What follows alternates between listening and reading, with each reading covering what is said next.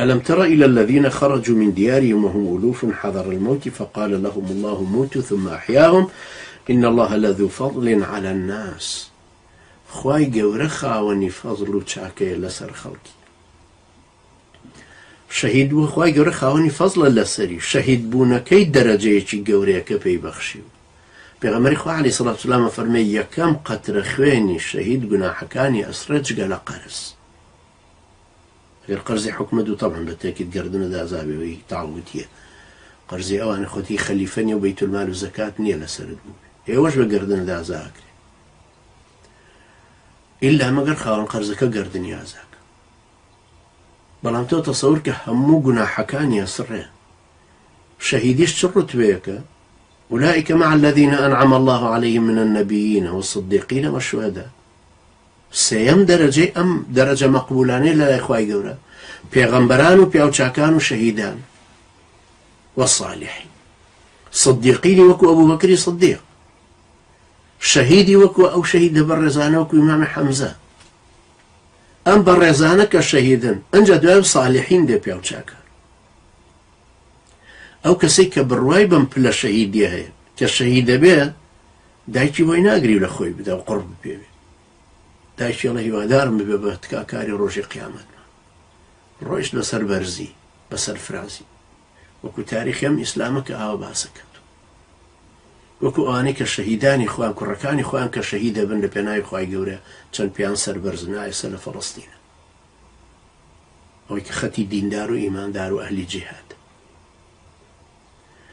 إن الله لذو فضل على الناس. برندار وبرنداري قراوت هر فضل خواهي قوري تشكو بيغمري خواه عليه الصلاة والسلام أفرمي هر كسي برندار ببير لبيناوي خواهي پروردگاره وخواش أزانيت چي برندار ببير لبيناوي خواهي قوري روجي قيامت كديتو جرحكي برينكي خوين هلدا برامبوني مسكي ليد.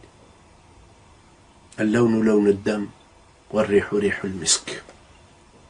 أوش برندار ولا بناي خواهي قوري دو ايش شاكا بيتوكو خوشي چتريل أو أجرشي هي أو باداشتشي أو سيما وصفته نشانيشي هي كلا قيامتها بيه ناسر يشي چكت شوتا جهادك وهاتوتو هيچي لبسر نهاتو بلان فضل خواهي قوري بغنيمتو هاتوتو بسر كوتنيك وهاتوتو أجر شكستي شان بسر هاتو عسكريا ديسا شكراني خواهي قوري بس نبو بشدار بون أوش الفضل خواهي قوري يشي چكا بشداري شركين كلو هر لدوا وچشتي بولي ناون بلان حرسيش بوا بشو پیغمبر عليه الصلاة والسلام فرمى أبو هريرة رواية قالوا صحيح مسلمة لئن أرابط ليلة في سبيل الله أحب إلي من أن أقوم ليلة القدر عند الحجر الأسود.